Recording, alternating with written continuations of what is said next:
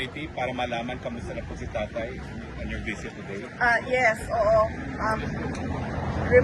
Ni-remind kami no, ng detention unit na merong kailangan sundin na mga conditions sa visit. No? So from now on, bawal kwento kung ano yung mga nangyari sa loob at ano yung mga pinag-usapan sa loob. I can only say na, yeah, President Duterte is still alive. Yan lang po, ang hanggang dun lang po. Kasi bawal po magbigay ng mga information na pinag-usapan sa loob. You're the one who owns the stroller? Ha? Ikaw? Si Charlie. Ay, ikaw! Ay, mayroon pa palang mas maliit. Nabasilan. So, but even as to his health, wala pong malita. Kasi We're not allowed to give updates. okay.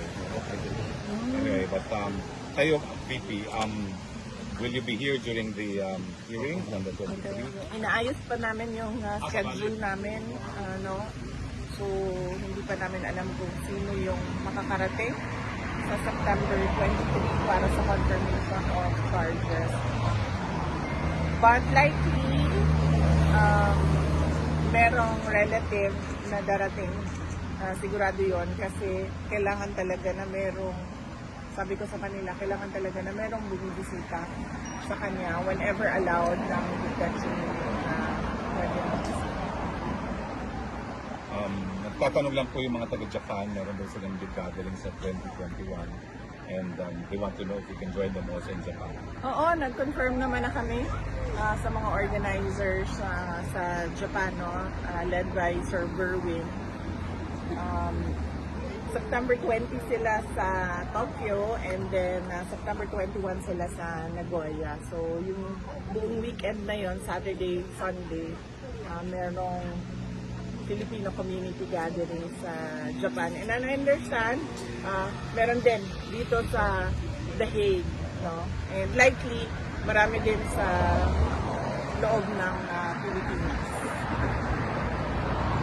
Well, on another note po, nagtuloy na yung pagdinig ng flood control program at sa Senado at nag-anunsyo na magpupuo daw ng independent fact-finding committee sa flood control. Your thoughts? Well, sabi ko nga, lagi, no, too little too late yung administration. Alam naman na natin yung problema na corruption sa flood control. Hindi lang sa administrasyon na ito, sa mga lahat ng mga dumaan na administrasyon, hindi lang sa administrasyon ni Pangulong Duterte. Alam na natin yan lahat. Naging mayor ako 2010. Meron ng issue ng flood control corruption. And mas worse lang sa atin ngayon dahil sinasabi ko nga, hindi lang naman flood control projects yung merong corruptions. As early as 2024, noong nag-resign ako sa Department of Education, matagal ko pinag-isipan yon kung magre-resign ba ako at sasabihin ko ba kung ano yung mga experiences ko as a secretary ng Department of Education. And then, nag-decide ako na magsalita talaga kung bakit.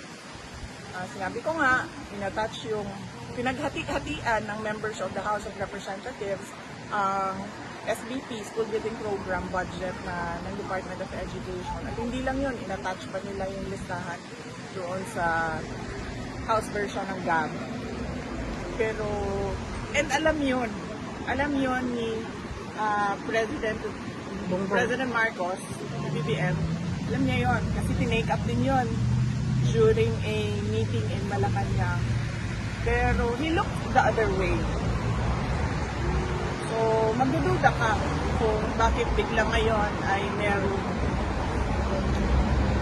merong silang palabas na malaking investigation ng flood control projects. Ibig sabihin, meron na naman siguro silang niluluto behind the scenes na syempre hindi natin nakikita dahil lahat tayo nakatutok doon sa flood control corruption. Kung seryoso lang talaga ang presidente, tapos na yan, isang araw lang, matuturo niya lahat ng may katagawan ng corruption sa budget. Pero, well, as you can see, parang nanonood tayo ng Venezuela. Well, VP, you were once a mayor, and alam namin nandito ka naman sa The Hague, no? But do you plan to meet with Mayor Magalong and the rest of the leadership of the mayors for good governance? Because you had good governance when you were mayor yourself. Wala pa kaming, hindi na pag-usapan at wala pa kaming schedule. Ang immediate ko na schedule pagbalik sa Pilipinas ay sa Bicol Region dahil celebration nila ng Peña Francia at merong mga small gatherings kami doon, sectoral gatherings para sa mga issues naman sa Bicol na I'm sure biktima din ng corruption ng projects sa gobyerno. May plans po kayo to meet with Mayor Lenny Robredo while in Francia? Hindi pa namin nagawa yung schedule namin pero yes, gusto sana namin na ma-meet yung mga local government officials ng hindi lang ng Naga, ng entire Bicol region kung kakayanin ng schedule.